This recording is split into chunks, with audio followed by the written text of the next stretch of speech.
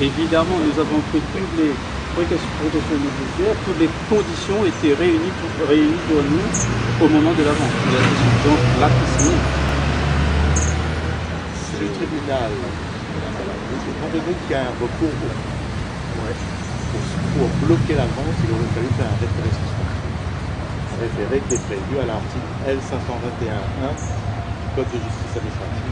Le juge des référés, saisi d'une demande en ce sens, donc à condition qu'il soit saisi d'une demande en ce sens, peut ordonner, s'il l'estime fondé, la suspension de l'exécution de cette décision, donc la suspension de la délibération, c'est-à-dire bloquer et empêcher qu'elle soit exécutée et qu'on passe à l'acte, lorsque, voilà pourquoi ça n'a pas été introduit au référé, lorsque l'urgence le justifie, première condition, et que le requérant, en l'espèce le collectif, fait état d'un moyen, il suffit d'un moyen, pas de plusieurs moyens, d'un moyen propre à créer en l'état de l'instruction un doute sérieux quant à la légalité de la décision.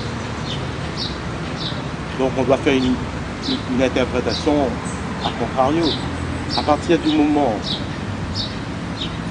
enfin pour soutenir un référé suspension, il aurait fallu que les requérants justifient d'une urgence et qu'ils développent un moyen propre à convaincre le juge qu'en fait, il y a un doute sérieux sur la légalité.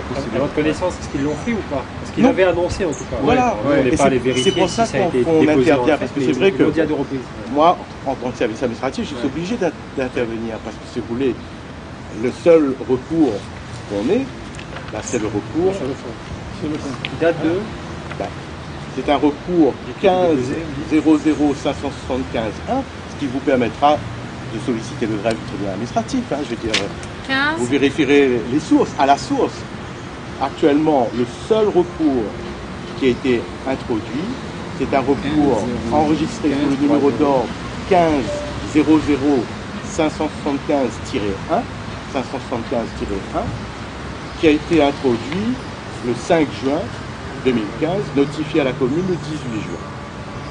Or, pour introduire un référé suspension, il aurait fallu que ce référé suspension soit introduit en même temps, au même moment que le recours au fond.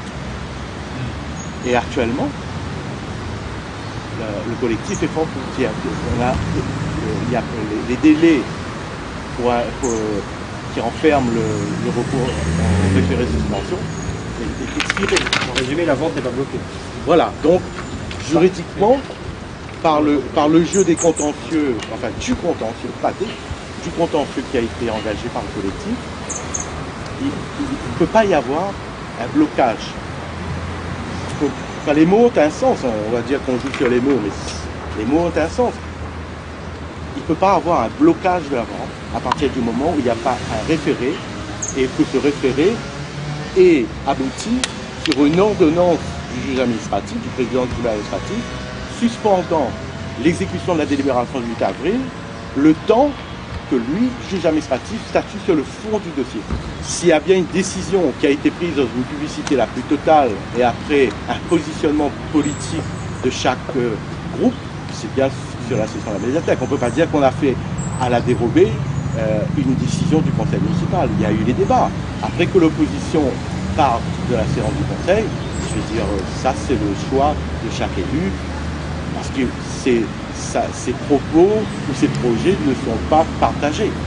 Mais on ne peut pas dire qu'on a été dans un climat où les délibérations auraient été prises sous influence, sous la violence ou dans des conditions irrégulières.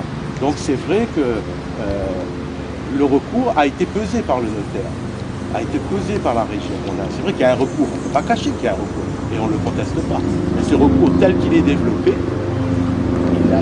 en fait, il revient, c'est pour ça que les gars parlent de politique, c'est qu'on revient sur, c'était pas ce qu'il fallait faire à Saint-Paul en termes culturels, mais ça c'est un choix politique. On ne peut pas demander à un tribunal administratif d'aller se positionner sur une question politique entre plusieurs groupes politiques.